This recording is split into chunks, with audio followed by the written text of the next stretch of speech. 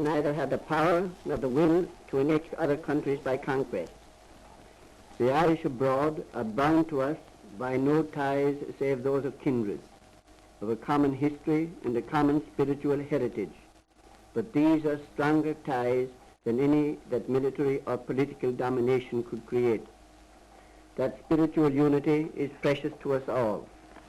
We may rejoice that modern science has given us the means, particularly in the radio, to preserve it. Perhaps in this connection, I may remind you that for us, in whatever country our lot may be cast, the Irish language, the literature of Ireland, whether in Irish or in English, and Irish music have a special cultural value. I hope the time will come when they will find a place in the curricula of the universities of every country where men and women of our race form a considerable proportion of the population. You will naturally expect me to say something about recent developments in Ireland and about the prospects of our country as they appear to me. You probably know that an intensive campaign of industrial development has been in progress during the last few years. Several hundred new factories and workshops have been established as a result of the extension of the protective tariff. The older industries have greatly increased their production. Tillage also has been stimulated by government measures, and the home market for most farm produce has been reserved in whole or in part to our own producers.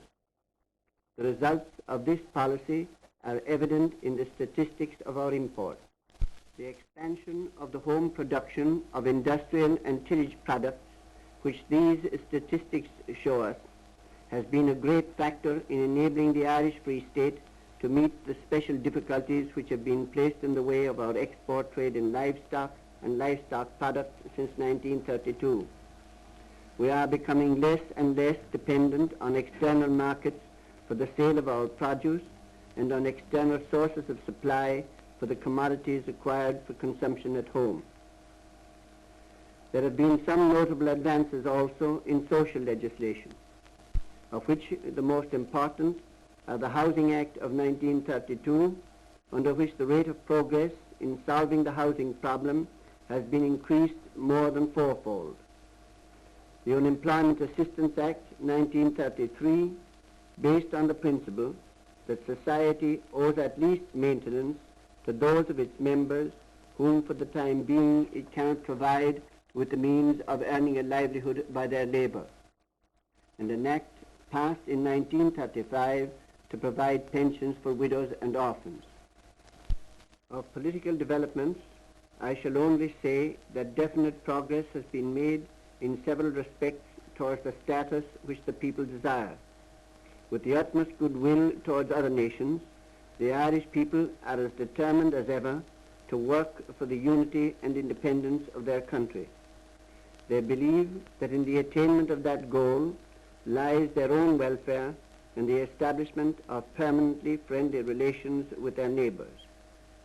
I must now conclude. I am very glad to have had the opportunity of addressing you, and I wish you individually and your country every blessing and happiness. Slán agad Villéir.